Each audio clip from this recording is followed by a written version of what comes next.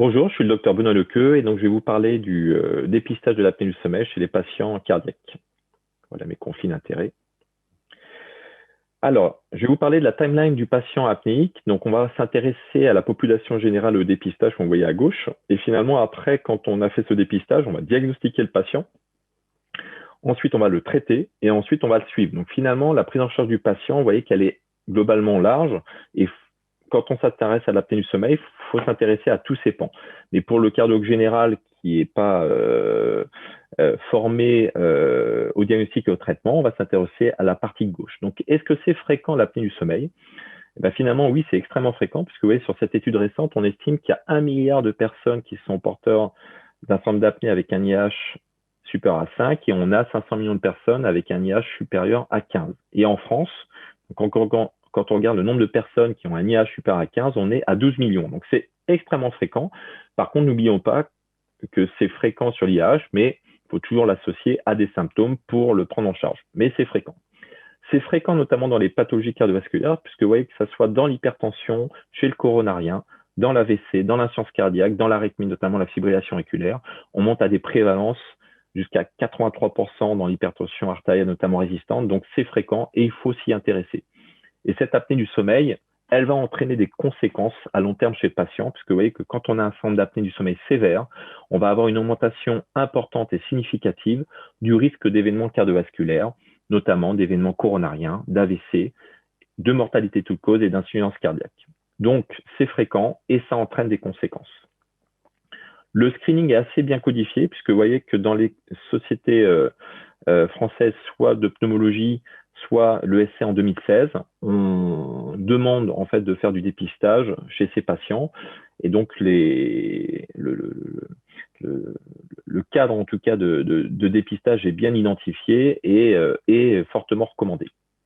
Donc, quand on s'intéresse à la fibrillation auriculaire, avec les recommandations, on en a deux finalement pour l'apnée du sommeil. On dit que chez les patients apnéiques, il est recommandé de faire un screening opportuniste de la fibrillation auriculaire.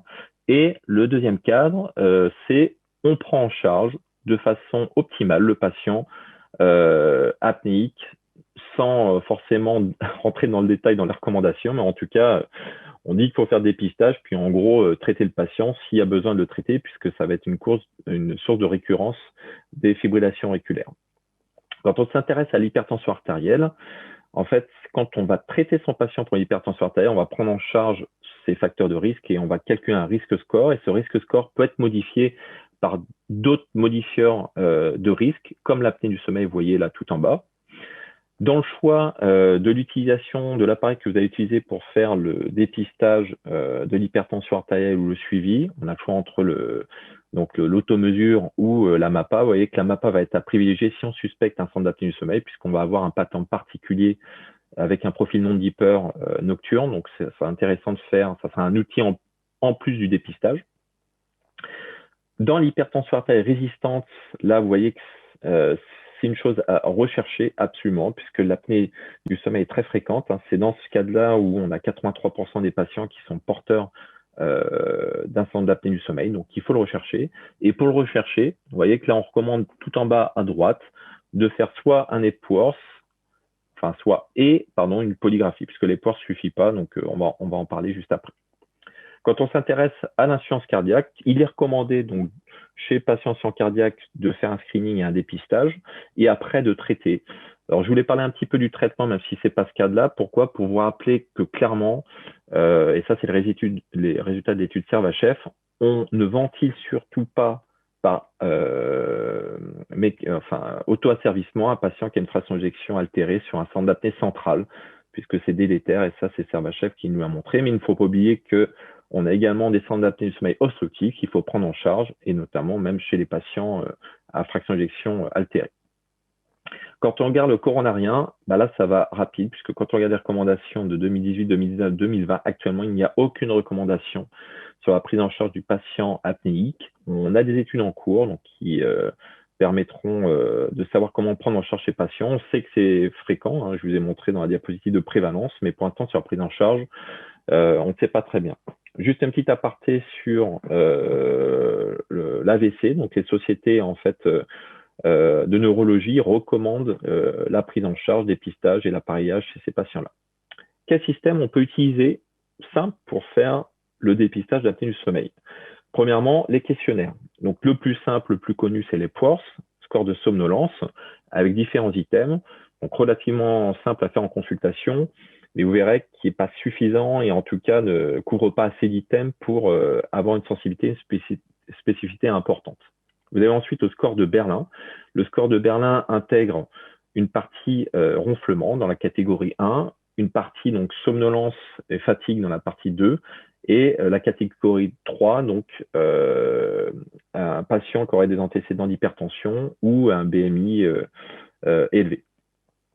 Ensuite, vous avez le Stop Bang questionnaire, donc qui est à mon sens beaucoup plus sensible et spécifique justement, donc qui est quand même à privilégier, puisqu'il intègre finalement beaucoup plus d'items de dépistage, et notamment, vous voyez, ronflement, fatigue, le fait d'avoir entendu le voisin faire des apnées, avoir une hypertension artérielle, avoir un surpoids, l'âge élevé, le tour de cou et le fait d'être un homme.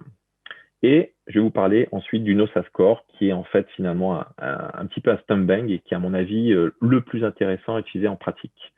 Alors, est-ce que ces questionnaires sont pertinents à faire dans le cadre du patient cardiovasculaire? Finalement, ils ne sont pas suffisants. Vous voyez, sur cette étude, qui est finalement une petite étude certes, et qui se comparait à une polygraphie ventilatoire avec un IH supérieur à 15, vous voyez que dans les PWORS, il n'y avait pas de corrélation.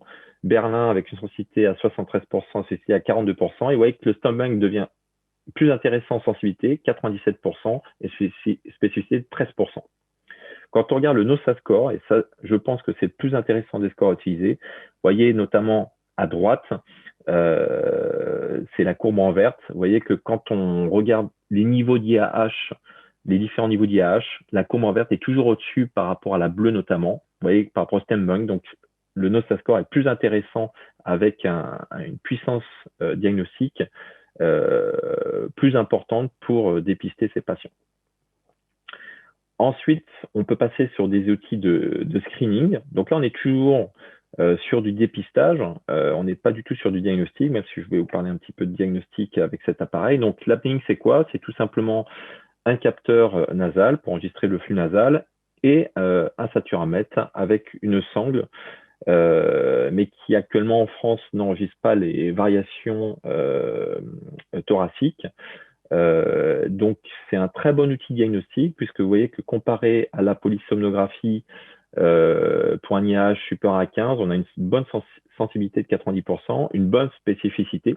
Donc, c'est un très bon outil diagnostique, mais de dépistage, mais en France, il n'est pas considéré comme du diagnostic. Alors, il est considéré comme du diagnostic dans d'autres pays, justement, puisque cette fameuse ceinture qui permet de porter l'apnéing, justement, permet d'enregistrer les mouvements thoraciques, donc qui sont nécessaires pour passer au stade diagnostique. Et donc là, il y a une étude en France actuellement, justement, à l'utilisation d'une sangle qui permet d'enregistrer ces mouvements, donc voilà, ça reste un outil diagnostique dans ce cadre-là qui s'apparente à une polygraphie, mais actuellement, l'apnéing est plus un screening device dans ce cadre-là. Donc finalement, quand on regarde la prévalence, vous voyez, elle est très importante, l'apnée du sommeil dans les pathologies cardiovasculaires. Donc le cardiologue général doit absolument avoir cette notion chez quasiment tous les patients qu'on prend en charge. Donc, le dépistage peut être fait par n'importe quel professionnel médical, vous voyez, par questionnaire ou éventuellement par outil dépistage. Mais déjà, le questionnaire peut vous donner une petite idée, mais si vous avez moindre doute, là, il faut automatiquement passer sur des outils diagnostiques. Et le diagnostic et le traitement et suivi donc, du patient apnéique nécessite actuellement maintenant une formation qui est accessible aux cardiologues, soit par du sommeil, soit par un DPC sommeil. Et surtout, très important, quand on s'intéresse à l'apnée du sommeil, quand on commence à diagnostiquer et traiter les patients, on a absolument besoin d'avoir un réseau de spécialistes avec des pneumologues, des ORL, des stomatologues, puisqu'on va avoir des pathologies à prendre en charge dans ce cas-là, et chacun a sa spécificité, donc c'est important d'avoir son réseau. Voilà, je vous remercie. Bonjour à tous, je suis Jean-Pierre Barouin, cardiologue. Je remercie la société ResMed de me permettre d'aborder le thème du SAS, du syndrome d'apnée du sommeil chez la femme. Voici mes liens d'intérêt. Le syndrome d'apnée du sommeil de la femme reste une pathologie sous-estimée, donc sous-diagnostiquée. Dans la cohorte Hypnolos de Raphaël Hanser, comportant plus de 2000 patients de plus de 40 ans ayant bénéficié d'une polysonographie, un IH supérieur à 15 par heure était retrouvé chez une femme sur 4. Dans une autre étude, un peu moins de 15% des femmes souffraient d'une forme sévère avec un IH supérieur à 30 par heure. Il faut préciser que la plupart des recherches ont été menées dans des études à large prédominance masculine, conduisant à des recommandations basées sur des patients masculins. Les données concernant les femmes sont plus rares. Il ne faut pas négliger non plus la prévalence du syndrome d'apnée du sommeil chez la femme enceinte, avec une période critique lors du 3e trimestre de la grossesse, majorant le risque maternel de prééclampsie, éclampsie, cardiomyopathie, embolie pulmonaire, augmentation de la mortalité hospitalière, mais majorant également le risque fœtal avec un retard de croissance des décès et des petits pois.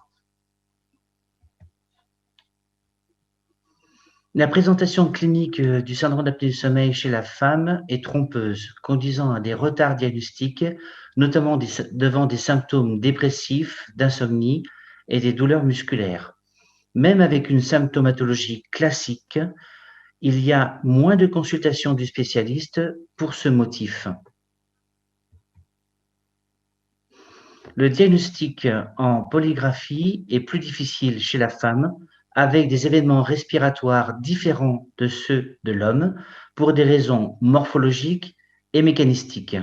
On constate des événements de type apnée et hypopnée plus courts, prédominant en sommeil paradoxal, avec plus de limitations de débit éveillantes qui nécessitent le plus souvent une polysonographie.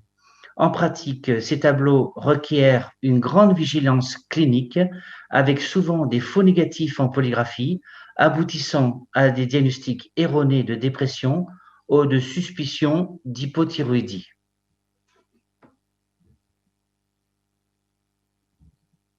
Ces tracés illustrent les difficultés diagnostiques à laquelle nous sommes confrontés lors de l'interprétation d'une polygraphie. À gauche, en polygraphie, cet événement non désaturant ne peut être scoré comme hypopnée, même en appliquant la 2e définition des recommandations françaises de 2010, en l'absence de l'information sommeil, en particulier les micro-réveils, même si on peut les suspecter de façon indirecte sur la présence d'indicateurs non corticaux de micro-réveil. À droite, en polysomnographie, ces limitations de débit éveillantes, avec le micro-réveil que vous voyez ici, sont comptabilisées en RERA pour les critères américains ou intégrées dans les hypopnées selon les recommandations françaises, permettant de corriger la sous-estimation de la polygraphie. Pourtant, nous disposons de traitements efficaces, en particulier l'orthèse d'avancée mandibulaire, qui est indiquée en première intention dans le SAS modéré symptomatique non compliqué de somnolence diurne excessive sévère et ou de comorbidité cardio-respiratoire grave. Une autre indication historique de l'orthèse en 2e intention est le refus ou l'intolérance de la PPC. L'étude ORCAD a montré que les meilleurs résultats étaient obtenus chez les femmes, qui représentent d'excellentes candidates à l'orthèse en l'absence de contre-indication d'ordre bucco-dentaire.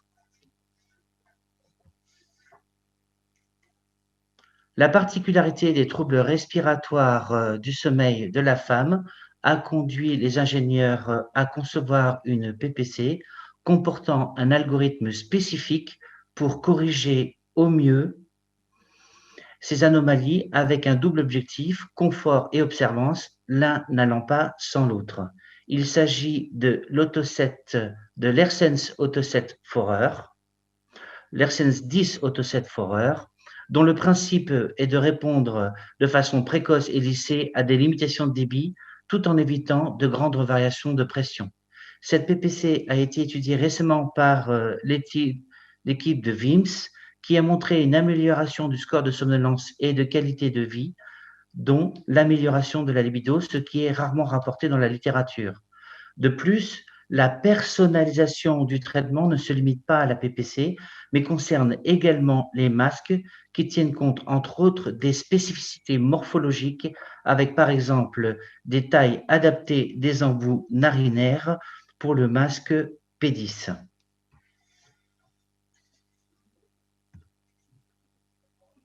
Plus généralement, l'adhérence au traitement à court et long terme suppose d'abord l'acceptation du traitement qui doit être efficace, ainsi qu'une éducation thérapeutique permanente en collaboration étroite avec le prestataire. L'observance du traitement sera facilitée par le télésuivi, des outils de coaching mis à la disposition des patientes comme MyAir.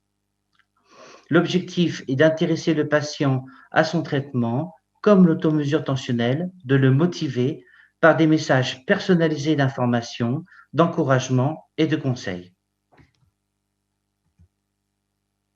Je vous remercie de votre attention. Bonjour, je suis Thierry Garbon, cardiologue à Nantes.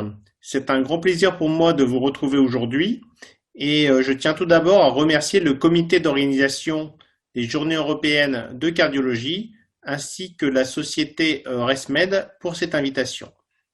Je vais vous parler aujourd'hui du télésuivi des patients traités pour un syndrome d'apnée du sommeil par PPC. Voici mes liens d'intérêt.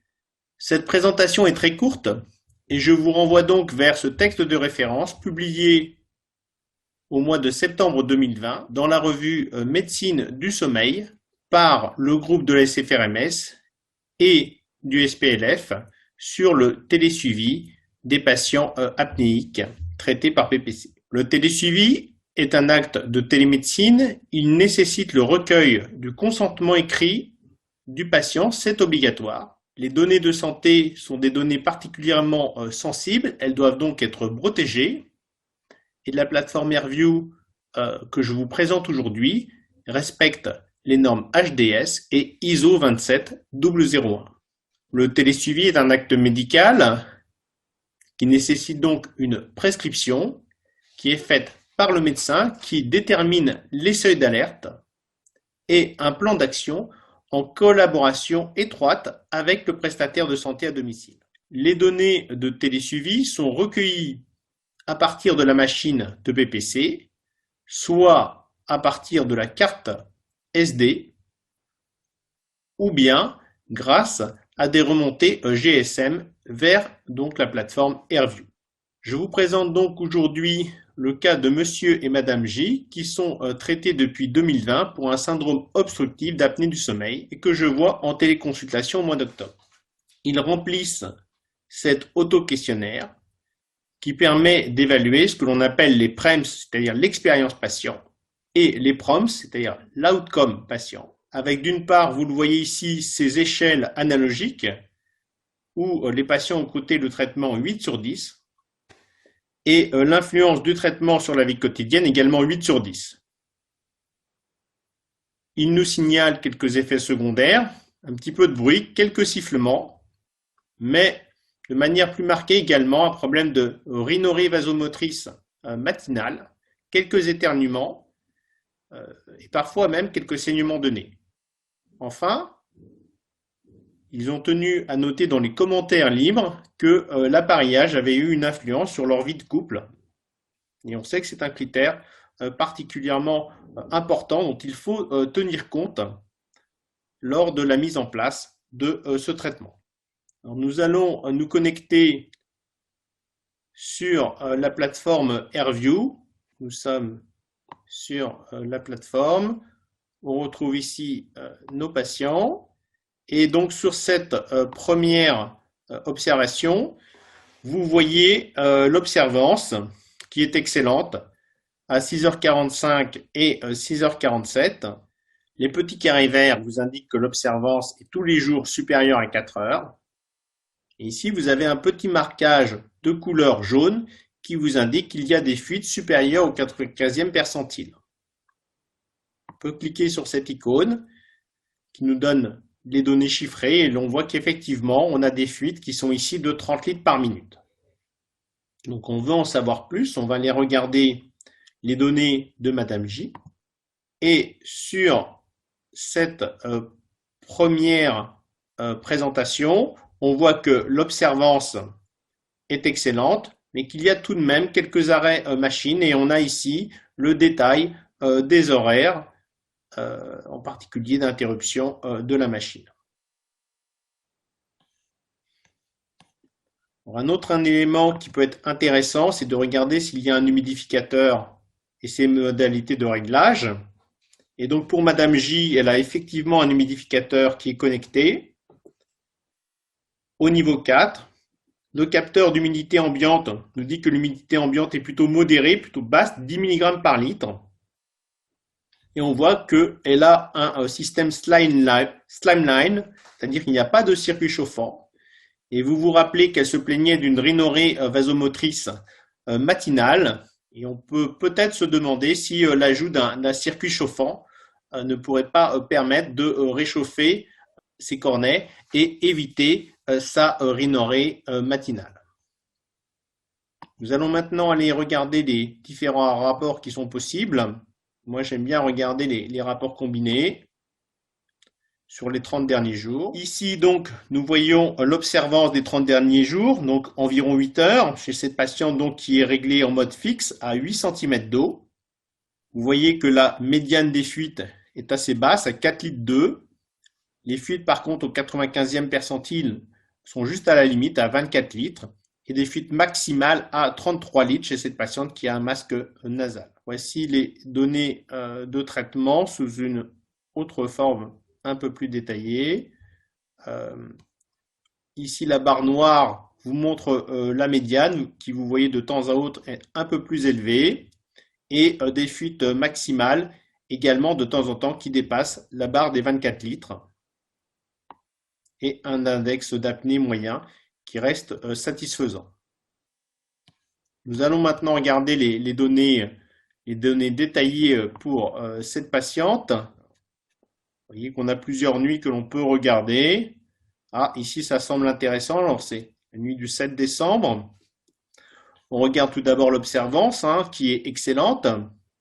Une médiane qui est basse à 6 litres, mais quand même une valeur au 95e percentile, au-delà des 24 litres, à 31 litres 2. Donc, plus intéressant maintenant, l'analyse de la courbe.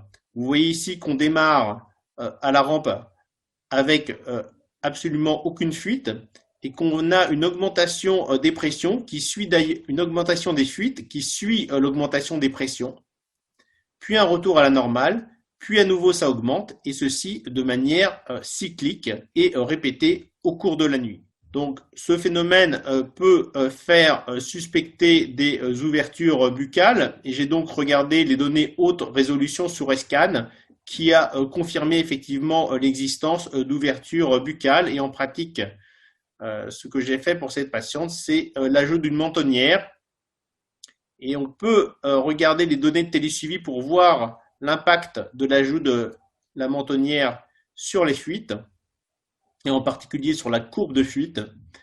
Et vous voyez ici qu'on a un résultat qui est tout à fait acceptable avec une diminution importante des fuites, la persistance tout de même malheureusement d'un réveil nocturne, mais une diminution assez notable avec ici vous voyez une valeur au 95e percentile à 21 litres 6.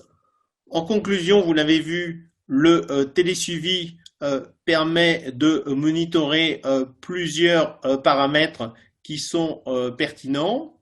Ils sont utiles pour le prestataire de santé à domicile qui va recevoir des alertes et pourra communiquer avec vous ou il pourra également suivre l'algorithme qui a été défini par la SFRMS et réagir de lui-même. Mais bien entendu, tout ceci se fait en étroite collaboration avec vous.